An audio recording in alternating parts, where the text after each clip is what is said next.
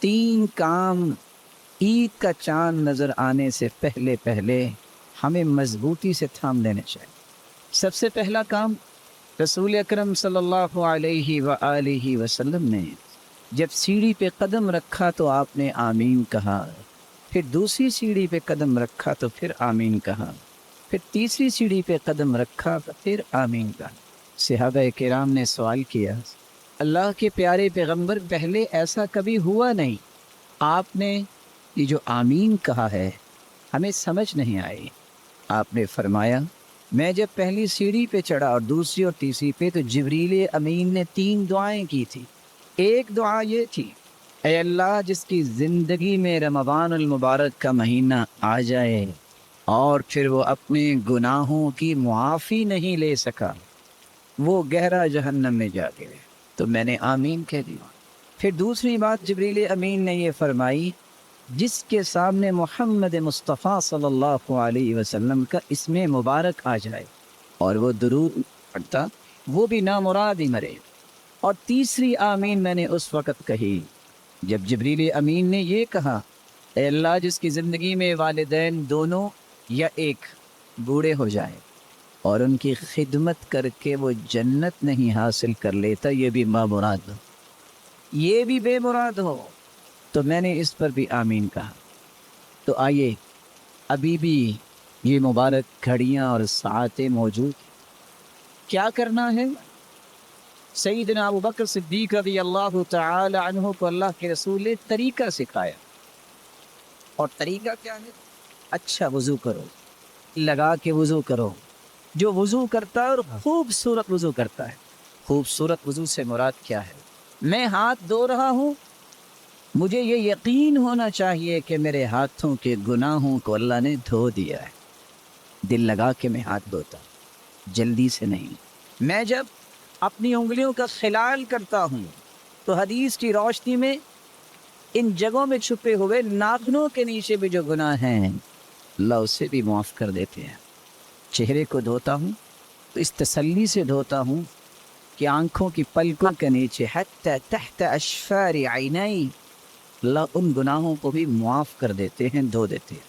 اچھا وضو کرنے کے بعد 2 رکعتیں پڑھی جائیں، اکیلے کسی کمرے میں آج 2 رکعتیں ضرور پڑھیے گا، دل لگا کے، یقبل بوجہہ وقلبہ، دل کو بھی اللہ کی طرف لگا کے، چہرہ بھی قبلہ کی طرف کر کے، قلب و قالب کو اللہ کی طرف لگا کے 2 رکعتیں پڑھنے۔ 2 رکعتیں پڑھنے کے بعد لا یحدث فیہما نفسہ، ان 2 رکعتوں کو پڑھتے وقت دنیا کا کوئی خیال نہیں آنا چاہیے، کوئی اور دل میں بات نہ لائیے، سوچ کے پڑھنا میں اپنے رب سے کیا کہہ رہا ہوں، سوچ کے پڑھنا کہ سبحان ربی الاعلی اور سبحان ربی العظیم، میں کتنے عظیم اور بلند و بالا رب سے ہم کلام ہو رہا ہوں۔ 2 رکعتیں پڑھنے کے بعد ہاتھ اٹھائیے، سب سے پہلے اللہ کی تعریف کیجیے گا، پھر درود پڑھیے گا، پھر دل لگا کے اللہ سے دعا کیجیے گا، اور 2 مرتبہ یہ کلمات کہنا نہ بھولیے گا، رب اغفر لی، رب اغفر لی۔ جو اتنے الفاظ کہہ دے گا اللہ کھربوں فرشتوں کو گواہ بناتے ہیں، علم عبدی ان له ربا یغفر الذنوب، میرے فرشتوں گواہ رہنا، آج میرے بندے کو پتہ چل گیا ہے اس کا کوئی رب ہے جو معاف کرنے والا ہے۔ میرے بندے تو آ گیا، تو نے آج تک جتنے بھی گناہ کیے میں نے تجھے معاف کر دے، فرشتوں گواہ بن جانا۔ اور دوسری روایت کے الفاظ ہے، جو اس طرح کی 2 رکعتیں پڑھ لیتا ہے وجبت لہ الجنہ، اللہ اس کے لیے جنت کو واجب کر دیتے۔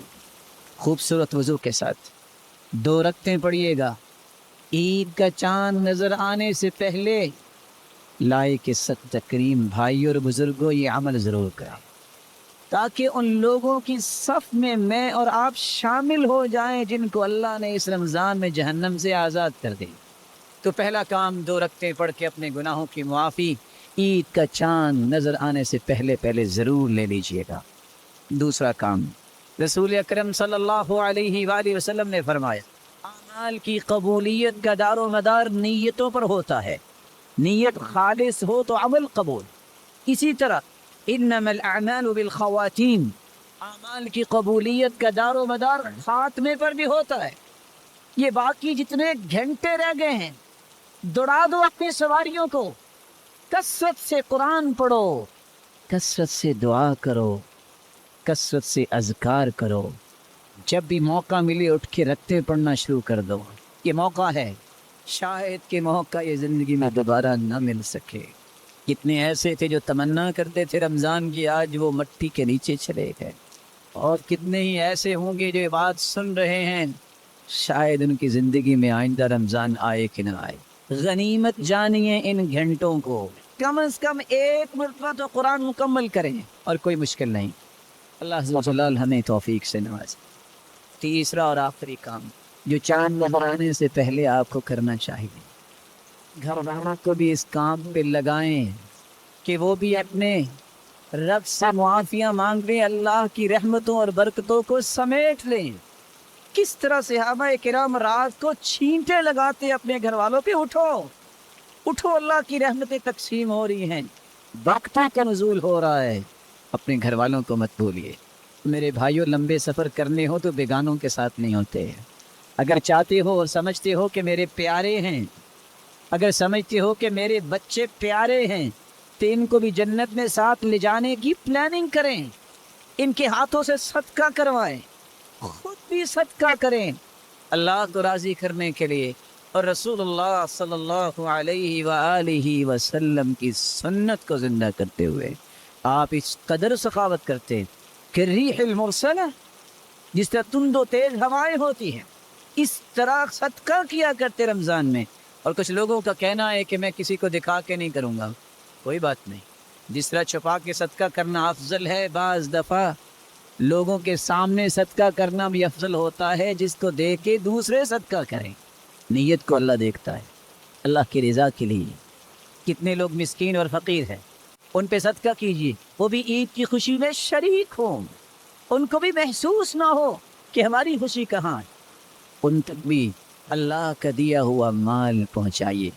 رسول اللہ صلی اللہ علیہ وسلم کی سنت سمجھتے ہوئے ہمیں تیسرا کام یہ بھی کرنا ہے کہ اپنے روزوں کی کمی کوتاہی کو دور کرنے کے لیے، ان کو مکمل کرنے کے لیے، اور ان کو پاک صاف کرنے کے لیے اپنے گھر میں جتنے بھی افراد ہیں ان کی طرف سے صدقہ فطر ادا کرنا۔